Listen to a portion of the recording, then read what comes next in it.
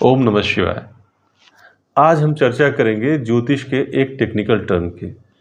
जब आप किसी ज्योतिषी के पास अपनी कुंडली दिखाने जाते हैं तो कई बार ज्योतिषी ये बोलता है कि आपकी कुंडली में कोई फला ग्रह अस्त है। तो ये अस्त शब्द होता क्या है, हम आज यही चर्चा करेंगे। पहले हम समझ लें कि कोई भी ग्रह अस्त नहीं होता। सिर्फ क्या होता है कि जब सूर्य की जो आभा है उस आभा के दायरे में यदि कोई ग्रह आता है तो हम उसे अस्त मानते हैं।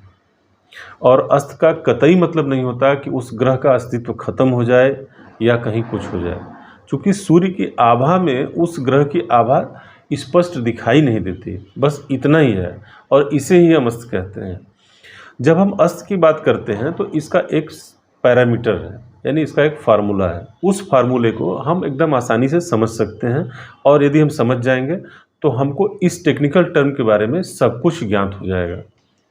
सबसे पहली बात बता दें, इनमें जिस ग्रह के अस्त होने की बात की जाती है उसका अंश देखा जाता है कि सूर्य से कितनी दूरी पर है। जैसे सबसे पहला हम मंगल को लेते हैं।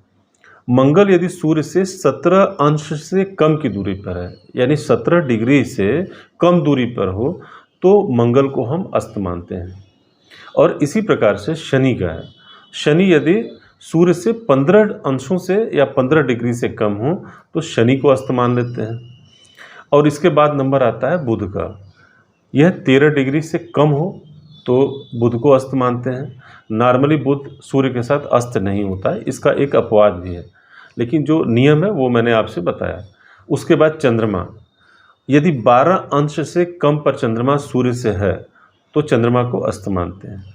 और गुरु के लिए 11 अंशों से कम यदि गुरु सूर्य से दूरी है तो गुरु को अस्त मानते हैं। और सबसे अंत में और सबसे कम जो है ये शुक्र का है, यानी यदि 9 अंशों से कम पर शुक्र हैं सूर्य से तो शुक्र को अस्त मानते हैं। बस इतना सा है। फिर से रिपीट करूँगा, अस्त का मतलब ये मत सोचें कि ग्रह का अस्तित्व समाप्त हो गया। ग्रह अपनी जगह पर है और पूर्ण फलदायक होता है, लेकिन उसके प्रभाव में निश्चित थोड़ी कमी आती है जब वो अस्त हो। लेकिन अस्त का मतलब ये नहीं होता कि ग्रह का अस्तित्व समाप्त हो गया। धन्यवाद।